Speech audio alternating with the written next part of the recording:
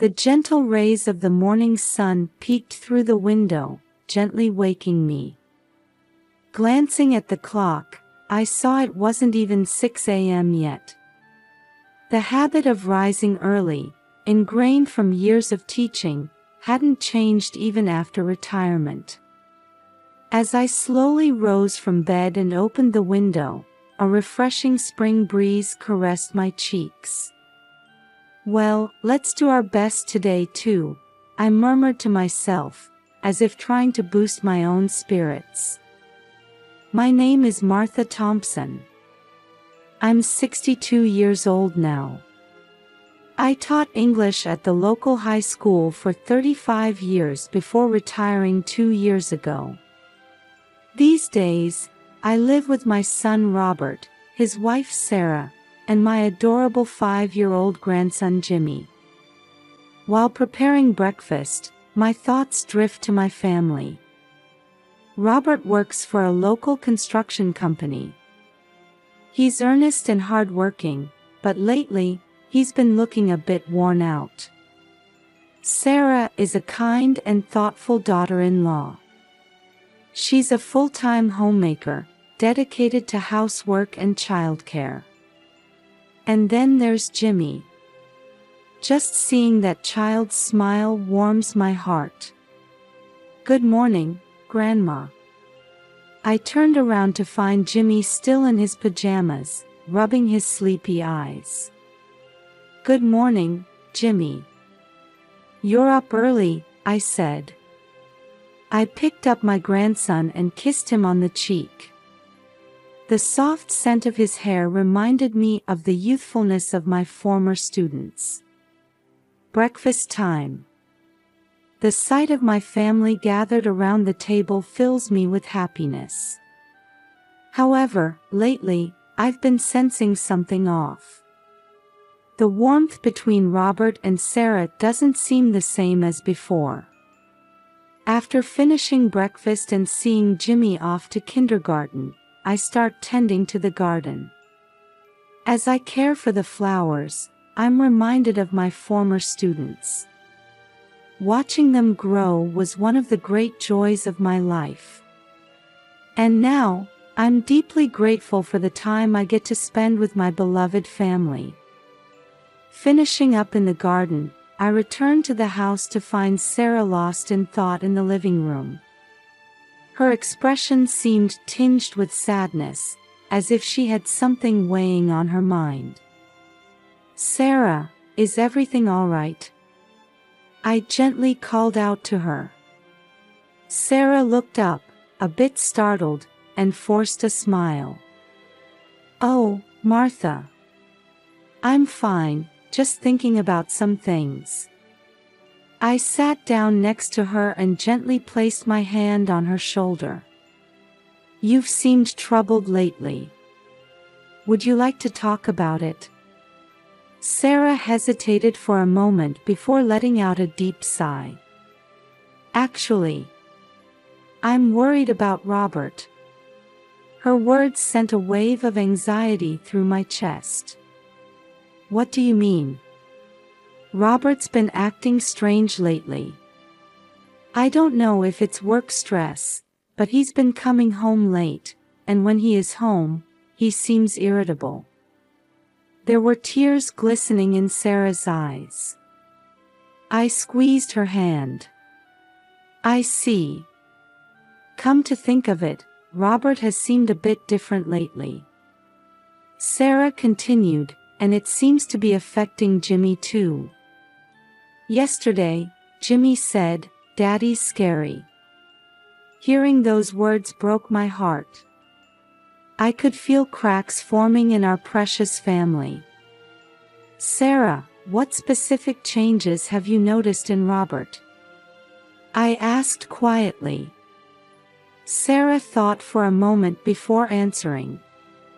"He's been taking phone calls in secret, suddenly going out more often. And he's grown cold towards me too." As I listened silently to Sarah's story, I reflected on Robert's recent behavior. Indeed, He had become more taciturn and seemed to be spending less time with the family. "Have you tried talking to Robert about this?" I asked, and Sarah shook her head sadly. "I've tried, but he just says, it's just work being busy, and brushes me off." Our conversation was interrupted by the sound of the front door opening. Jimmy had returned from kindergarten. "Mommy!" "Grandma!" his cheerful voice rang out. Sarah quickly wiped her eyes and put on a smile. "Welcome home, Jimmy. Did you have fun today?" Jimmy began happily recounting his day at kindergarten, but I noticed a shadow of anxiety in his eyes. I didn't miss this change in my grandson. That night, at the dinner table, Robert came home late and began eating in silence. The family conversation lacked its usual warmth and felt awkward. After dinner, Jimmy sat on my lap and said in a small voice, "Grandma, I wish Daddy and Mommy would make up." Those words tightened my chest. As I gently embraced Jimmy, I wondered what I could do to protect my family's happiness. That morning began like any other ordinary day. However, deep in my heart, I felt an ominous premonition swirling. At the breakfast table, Sarah's chair was the only one empty. When I asked, "Where's Sarah?" Robert answered expressionlessly, "Seems she left early." His attitude struck me as odd, but I didn't press further. All day long, there was no word from Sarah. As evening approached, a heavy rain began to fall outside. As the wind howled and trees swayed violently, my anxiety only grew. "Robert, hasn't Sarah come back yet?" I asked. He avoided eye contact and curtly replied, "She's probably working late." As night fell, the storm intensified. My heart raced to the sound of rain pelting the windows and distant thunder. Suddenly, I heard Robert cry out, "Jimmy!" We frantically searched the house, but Jimmy was nowhere to be found. "He might have gone outside," Robert said. Trembling with fear, I grabbed a flashlight, put on a raincoat, and dashed outside. Beaten by the fierce rain and wind, I searched the garden. "Jimmy! Jimmy!" I called out repeatedly, but there was no response. Then, I spotted the old doghouse in the corner of the garden. From there, I could faintly hear the sound of sobbing. "Jimmy!" I called out as I approached the doghouse. Peering inside, I found Jimmy sitting there, shivering. "Grandma," Jimmy said in a tearful voice. I quickly scooped Jimmy up and carried him back to the house. Robert was waiting at the entrance, but his expression was strangely calm. In the living room, I wrapped Jimmy in a blanket and gave him a warm drink. Gently, I asked, "Why did you go outside?" Jimmy answered in a trembling voice, "Daddy, to Mommy." "What did Daddy do to Mommy?" I asked, holding my breath. And then, Jimmy's next words changed my world completely. "Daddy pushed Mommy into the incinerator." In that moment, my mind went blank. Jimmy's words echoed in my head as if in slow motion. "What do you mean?" I asked in a shaky voice. Jimmy continued between sobs, "Daddy and Mommy were fighting loudly, then Daddy dragged Mommy to the incinerator." I was at a loss for words. Looking at Robert next to me, I saw his face had turned pale. "No, that's not," Robert mumbled, but his voice lacked conviction. From that night on, my world changed completely. Even as morning came, it felt like last night's nightmare was still continuing. At the breakfast table, Sarah's seat was empty as usual. Jimmy sat silently, not touching his food. Robert was restless, constantly checking the clock. I took a deep breath and made a decision. "Robert, I'm going to call the police." Robert looked up, startled. "What are you talking about, Mom?" "Sarah will surely come back. There's no need for the police." "But what Jimmy said." "That's a misunderstanding." Robert raised his voice. Jimmy, frightened by this, hid behind me.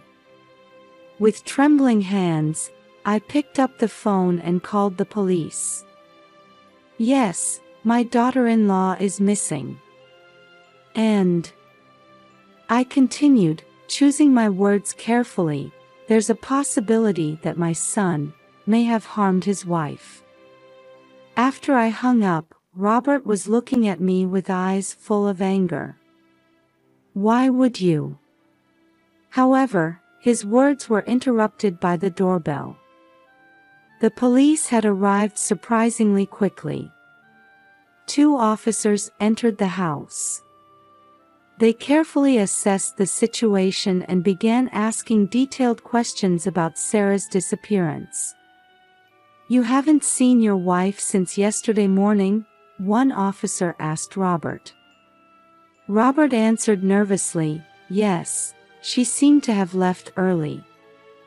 The other officer began asking about the incinerator. I didn't miss how Robert's face tensed for a moment. The officers went out to the garden to examine the incinerator. Meanwhile, I held Jimmy, trying to comfort him. "Grandma, I'm scared," Jimmy said in a small voice. "It's okay, Jimmy. Grandma's here with you," I answered, but I could feel my own voice trembling. When the officers returned, they began asking Robert more questions with serious expressions. Robert's answers seemed vague and sometimes contradictory. That afternoon, the police announced they would launch a full investigation. They asked for a photo of Sarah, so I began searching for her album. As I looked through the album, I steeled my resolve. Not only would I rely on the police investigation, but I also needed to uncover the truth myself. For Sarah's sake, and for Jimmy's. As the sun was rising, the police forensics team arrived. They headed towards the incinerator in the garden and carefully began their investigation. I watched from the window, unable to calm my racing heart. Robert paced back and forth in the room, clearly agitated. "This is concerning. What will the neighbors think?" he muttered. I found his words unsettling. It sounded as if he was more worried about the neighbors' gossip than his wife's well-being. A few hours later, the head of the forensics team entered the house.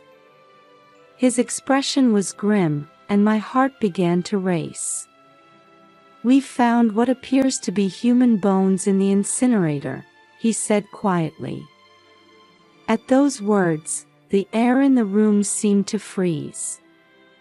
Robert collapsed into a chair, covering his face with his hands. However, the forensic officer continued, "Further tests are needed to determine if these bones are recent and if they belong to the victim." With a trembling voice, I asked, "How long will that take?"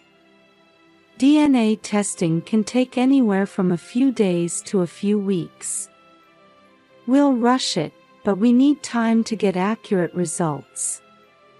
That afternoon, the police took Robert to the station for questioning. As he left, I thought I saw fear and regret in his eyes.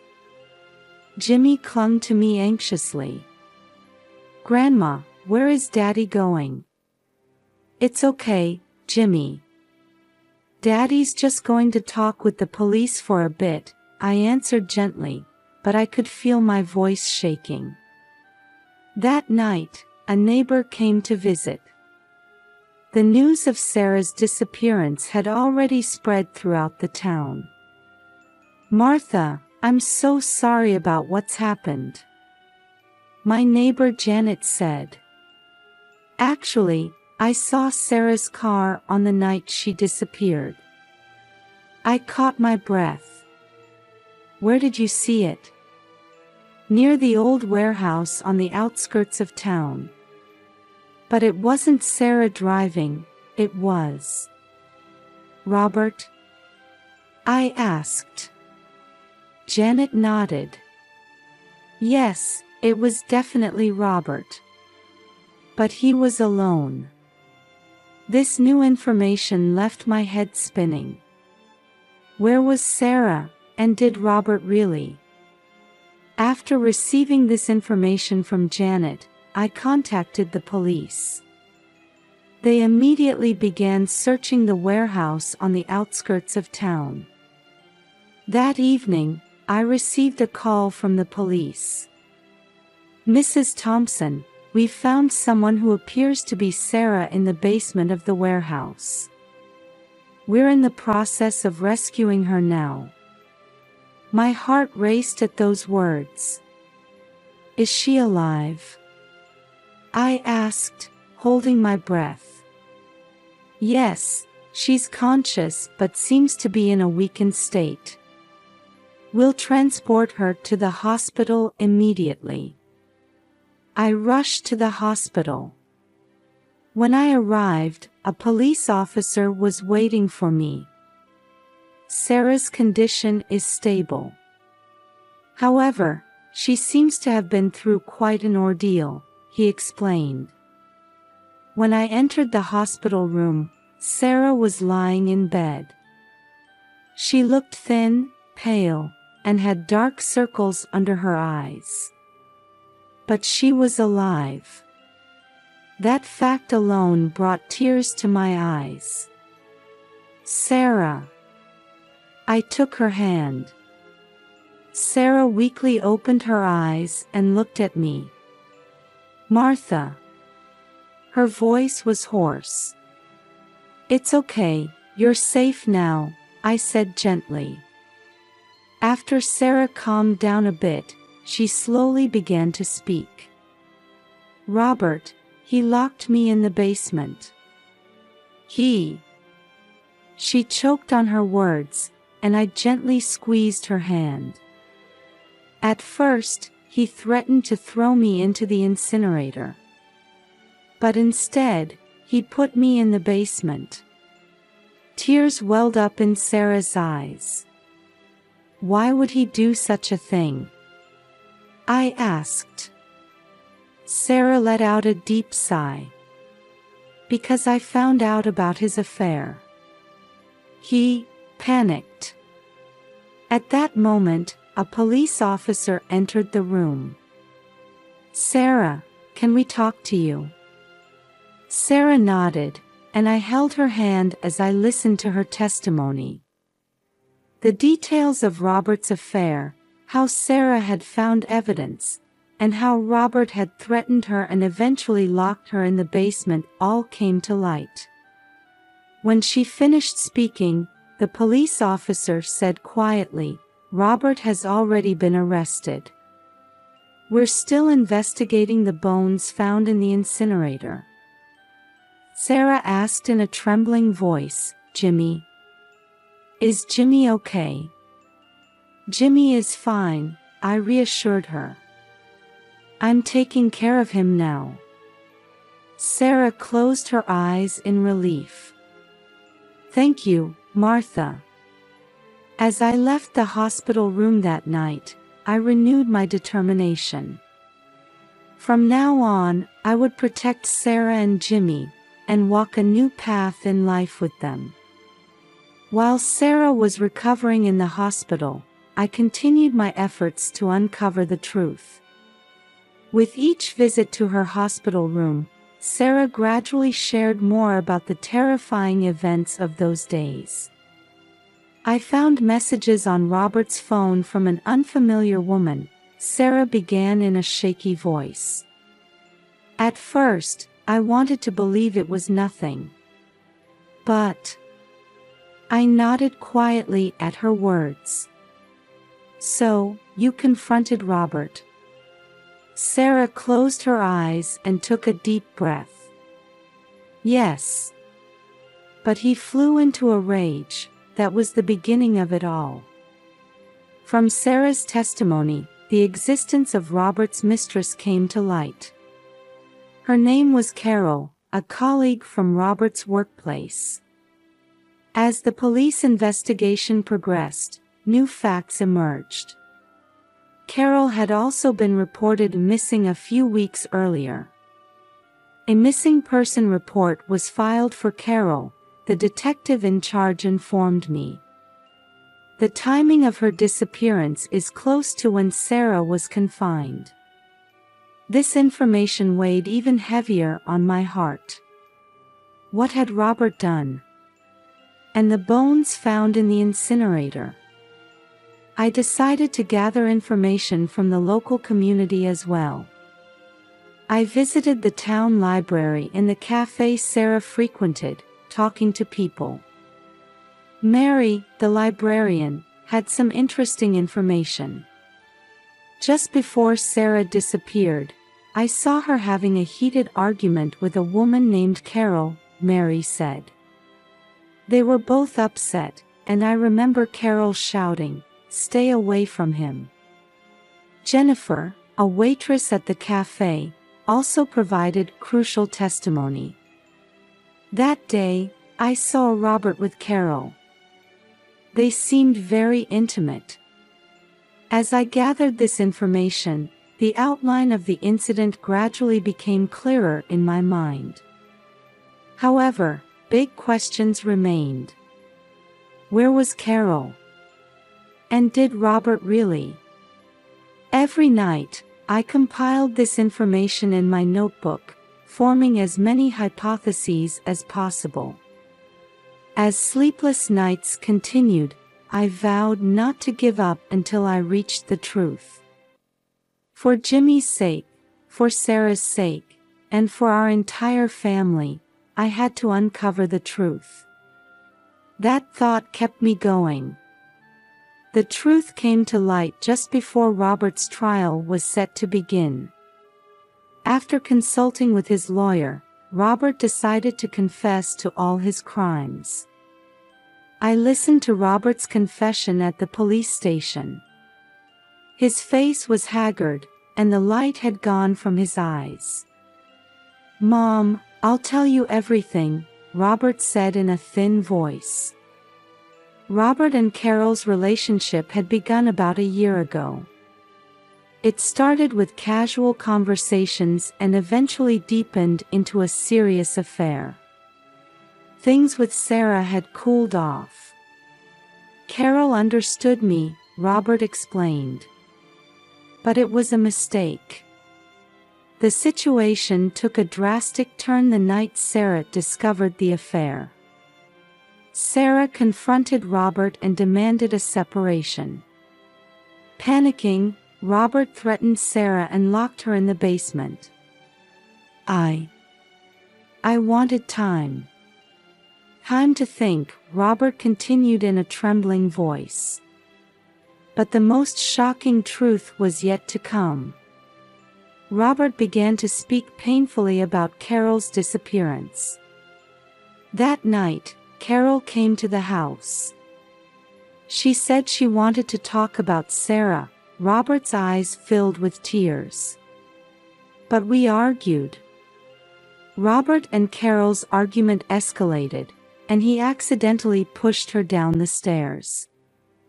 Carol, she stopped moving. I got scared. Robert covered his face with his hands.